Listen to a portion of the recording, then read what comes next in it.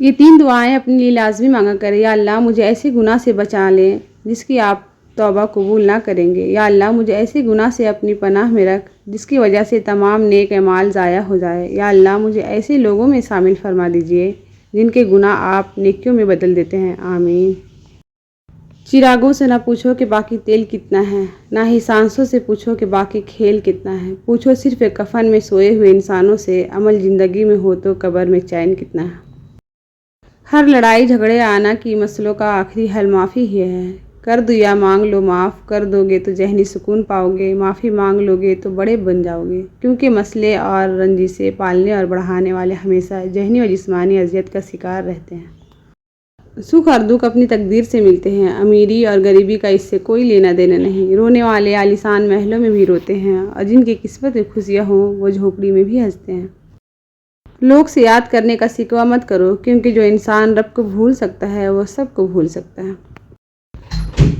نبی کریم صلی اللہ علیہ وسلم نے فرمایا، میں تمہیں اس آدمی کی پہچان بتاتا ہوں جس پر جہنم کی آگ حرام ہے اور وہ آگ پر حرام ہے۔ یہ وہ آدمی ہے جو نرم مزاج، نرم طبیعت ہو اور نرمی سے بات کرنے والا ہو۔ رسول اللہ صلی اللہ علیہ وسلم نے فرمایا، مال خرچ کرو اور مال کو ذخیرہ نہ کرو، ورنہ اللہ تعالیٰ تم سے رزق کو روک لے گا، اور لوگوں سے مال کو روک کر نہ رکھو، ورنہ اللہ تعالیٰ تم سے رزق کو روک لے گا۔ حضرت ابو ہریرہ رضی اللہ عنہ بیان کرتے ہیں کہ میں نے رسول اللہ صلی اللہ علیہ وسلم سے عرض کیا، یا رسول اللہ، قیامت کے دن آپ کی شفاعت کی سعادت سب سے زیادہ کون حاصل کرے گا؟ نبی کریم صلی اللہ علیہ وسلم نے فرمایا کہ اے ابو ہریرہ، میرا بھی خیال تھا کہ یہ حدیث تم سے پہلے اور کوئی مجھ سے نہیں پوچھے گا، کیونکہ حدیث کے لینے کے لیے میں تمہاری بہت زیادہ حرص دیکھا کرتا ہوں۔ قیامت کے دن میری شفاعت کی سعادت سب سے زیادہ اسے حاصل ہوگی۔ اللہ تعالیٰ فرماتا ہے کہ میں اپنے بندے کے گمان کے ساتھ ہوں، اور جب وہ مجھے اپنے دل میں یاد کرتا ہے تو میں بھی اسے اپنے دل میں یاد کرتا ہوں، اور جب وہ مجھے مجلس میں یاد کرتا ہے تو میں اسے اس سے بہتر فرشتوں کی مجلس میں اسے یاد کرتا ہوں۔ بدترین چوری کرنے والا وہ شخص ہے جو نماز میں سے چوری کر لیتا ہے۔ صحابہ رضی اللہ عنہ نے عرض کیا، یا رسول اللہ، آدمی نماز سے کس طرح چوری کر لیتا ہے؟ ارشاد فرمایا، وہ رکوع اور سجدہ اچھی طرح نہیں کرتا۔ جوان کا توبہ کرنا۔ حضرت محمد صلی اللہ علیہ وسلم نے فرمایا ہے، جب ایک جوان انسان توبہ کرتا ہے تو مشرق سے مغرب تک کی قبرستانوں میں سے 40 دن تک عذاب ہٹا لیا جاتا ہے۔ جس شخص نے 70,000 مرتبہ لا الہ الا اللہ پڑھا، اللہ پاک اس کی مغفرت فرما دے گا، اور جس کے لیے پڑھا گیا اس کی بھی مغفرت فرما دے گا۔ سورہ یاسین پڑھنے کا ثواب۔ رسول اللہ صلی اللہ علیہ وسلم نے فرمایا، ہر چیز کا ایک دل ہوتا ہے، قرآن کا دل سورہ یاسین ہے۔ جو شخص سورہ یاسین پڑھتا ہے اسے 10 قرآن پڑھنے کا ثواب ملتا ہے۔ صدقہ سے عمر میں اضافہ۔ رسول اللہ صلی اللہ علیہ وسلم نے ارشاد فرمایا، مسلمان کا صدقہ اس کی عمر میں اضافہ کرتا ہے اور بری موت سے بچاتا ہے، اور اللہ تعالیٰ اس کے ذریعہ تکبر اور فخر کو زائل کرتا ہے۔ چھپا کر کیا ہوا صدقہ اللہ کے غضب کو ختم کر دیتا ہے۔ جب اللہ تعالیٰ کسی بندے سے محبت کرتا ہے تو اسے نرم مزاج بنا دیتے ہیں۔ ایمان کی مٹھاس۔ نبی اکرم صلی اللہ علیہ وسلم نے فرمایا، کوئی شخص ایمان کی مٹھاس تب تک محسوس نہیں کر سکتا جب تک کہ وہ دوسرے شخص سے صرف اللہ کے لیے محبت نہ کرے۔ جو شخص حق ہوتے ہوئے جھگڑے کو ترک کر دے اس کے لیے جنت کے درمیانی حصہ میں مکان بنا دیا جاتا ہے۔ نبی کریم صلی اللہ علیہ وسلم نے فرمایا، آسانیاں پیدا کرو، مشکلات نہیں، لوگوں میں اطمینان پیدا کرو اور نفرت مت پھیلاؤ، اللہ پاک خوش ہوتے ہیں۔ رسول اللہ صلی اللہ علیہ وسلم نے فرمایا، تمہارا رب اپنے بندے کی اس بات سے خوش ہوتا ہے جب وہ کہتا ہے کہ اے اللہ میرے گناہ بخش دے، کیونکہ تیرے سوا کوئی اور ذات نہیں ہے جو گناہوں کو معاف کر سکے۔ نبی کریم صلی اللہ علیہ وسلم کی نصیحت۔ رسول اللہ صلی اللہ علیہ وسلم نے فرمایا، تم کسی کی کمزوریوں کی تلاش میں نہ رہا کرو اور جاسوسوں کی طرح کسی کے عیب معلوم کرنے کی کوشش بھی نہ کرو۔ ضمیر کیا ہوتا ہے؟ نیکی اور بدی کے فرق کو سمجھنے کی اہلیت رکھنے کا نام ضمیر ہے، یا سادہ لفظوں میں یوں کہہ لیجیے، جس کے اندر غلط کام کرنے سے پہلے یہ احساس جاگ جائے کہ اللہ دیکھ رہا ہے، اور وہ اللہ کا خوف دراصل ضمیر کہلاتا ہے۔ ایک شخص کسی مومن کو غمگین کرنے کے بعد اسے تمام دنیا بھی عطا کر دے، پھر بھی اس کا کفارہ نہیں ہو سکتا اور نہ ہی اس کا اسے کوئی اجر ملے گا۔ فجر اور عصر۔ رسول اللہ صلی اللہ علیہ وسلم نے فرمایا، جس نے ٹھنڈے وقت کی 2 نمازیں وقت پر پڑھے، فجر اور عصر، تو وہ جنت میں داخل ہوگا۔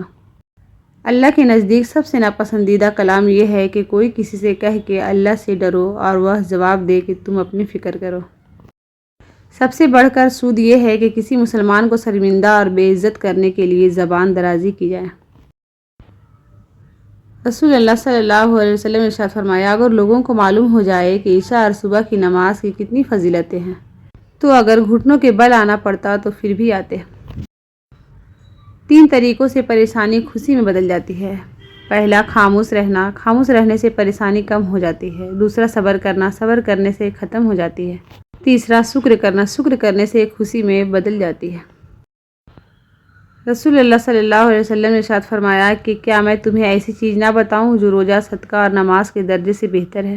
عرض کیا گیا ضرور۔ ارشاد فرمایا، باہمی تعلقات کی درستگی۔ ماں کسی بھی عمر میں آپ سے بچھڑ جائے زندگی کا نقشہ ہی بدل جاتا ہے۔ ماں پہلی اور آخری بہترین دوست ہوتی ہے۔ ماں کو کھونے کا نقصان کبھی پورا نہیں ہو سکتا۔ وہ آپ سے کبھی بھی دور نہیں جاتی، ہمیشہ ساتھ ساتھ رہتی ہے، آپ کی سوچوں میں، آپ کے دل میں۔ رسول اللہ صلی اللہ علیہ وسلم نے ارشاد فرمایا، جنت میں نہ کوئی مکار آدمی داخل ہوگا، نہ بخیل، نہ لوگوں پر احسان جتانے والا۔ خوشی میں اللہ کو یاد کرنا۔ ہم غم میں تو اللہ کو یاد کر لیتے ہیں مگر خوشیوں میں بھول جاتے ہیں اور اپنی خوشیوں میں مگن ہو جاتے ہیں، اس لیے وہ خوشیاں وقتی ثابت ہوتی ہے، اس میں برکت نہیں ہوتی۔ اصل میں یہی تو وقت ہوتا ہے اللہ کو یاد کرنے کا۔ جو شخص ظالم کے ساتھ اس کی مدد کے لیے چلتا ہے حالانکہ وہ جانتا ہے کہ وہ ظالم ہے تو یقیناً وہ اسلام سے نکل جاتا ہے۔ حضرت ابو ہریرہ رضی اللہ عنہ سے روایت ہے کہ نبی کریم صلی اللہ علیہ وسلم نے فرمایا، اللہ قیامت کے دن زمین کو اپنی مٹھی میں لے لے گا اور آسمان کو اپنے دائیں ہاتھ میں لپیٹ لے گا، پھر فرمائے گا، میں بادشاہ ہوں، کہاں ہے زمین کے بادشاہ؟ بعض دفعہ کچھ لوگ اپنے بولے ہوئے الفاظ کی وجہ سے ہمیشہ کے لیے دل سے اتر جاتے ہیں۔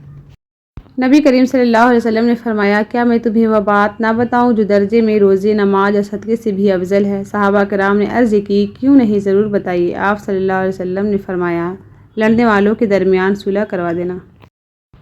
یہودیوں سے جنگ۔ رسول اللہ صلی اللہ علیہ وسلم نے فرمایا، ایک دور آئے گا جب تم یہودیوں سے جنگ کرو گے اور وہ شکست کھا کر بھاگتے پھریں گے۔ کوئی یہودی اگر پتھر کے پیچھے چھپ جائے گا تو وہ پتھر بھی بول اٹھے گا کہ اے اللہ کے بندے، یہ یہودی میرے پیچھے چھپا بیٹھا ہے، اسے قتل کر ڈال۔ رسول اللہ صلی اللہ علیہ وسلم نے ارشاد فرمایا، سب سے پہلے جو چیز انسان کے ترازوئے اعمال میں رکھی جائے گی وہ انسان کا وہ خرچ ہوگا جو اس نے اپنے گھر والوں پر کیا ہوگا۔ آدمی جب ماں باپ کے لیے دعا چھوڑ دیتا ہے اس کا رزق روک دیا جاتا ہے۔ بعض دفعہ کچھ لوگ اپنے بولے ہوئے الفاظ کی وجہ سے ہمیشہ کے لیے دل سے اتر جاتے ہیں۔ مشکلات ہمیشہ بہترین لوگوں کے حصے میں آتی ہے کیونکہ وہ اس کو بہترین طریقے سے انجام دینے کی صلاحیت رکھتے ہیں۔ اگر تم اس وقت مسکرا سکتے ہو جب تم پوری طرح ٹوٹ چکے ہو تو یقین جانو دنیا میں تمہیں کبھی کوئی نہیں توڑ سکتا۔ جو انسان ہر معاملہ میں صرف اپنا ہی نفع اور نقصان سوچے وہ کبھی کسی کا دوست اور ہمدرد نہیں ہو سکتا۔ چھین کر کھانے والوں کا کبھی پیٹ نہیں بھرتا، بانٹ کر کھانے والے کبھی بھوکے نہیں رہتے۔ جس کا رویہ اپنے اہل خانہ کے ساتھ اچھا ہوتا ہے اس کی عمر زیادہ ہو جاتی ہے۔ اچھی سوچ سے شروع ہوتا ہے بہترین زندگی کا سفر۔ کسی انسان کی خوبی دیکھو تو اسے بیان کرو، لیکن اگر خامی مل جائے تو وہاں تمہاری خوبی کا امتحان ہے۔ اپنوں کی غلطیاں بھی اپنی ہوتی ہیں، مل جل کر غلطیاں سدھار لینی چاہیے۔ انا کی دستار باندھ کر دوسروں کے جھکنے کا انتظار نہیں کرنا چاہیے۔ ہمیشہ دعا مانگا کرے کیونکہ ممکن اور ناممکن تو صرف ہماری سوچوں میں ہے، اللہ کے لیے تو کچھ بھی ناممکن نہیں۔ جتنی ندامت اور عاجزی کے آنسو بہیں گے اتنے ہی ہدایت کے چراغ جلتے جائیں گے اور راہ حق روشن ہوتی جائے گی۔ محبت کے سفر میں سوال یہ نہیں ہوتا کہ چھاؤں میں کون ساتھ بیٹھے گا، سوال تو یہ ہے کہ کڑی دھوپ میں کون آئے گا جو سائے کی تلاش میں آپ کا سایہ بن کر آپ کے ساتھ رہے گا۔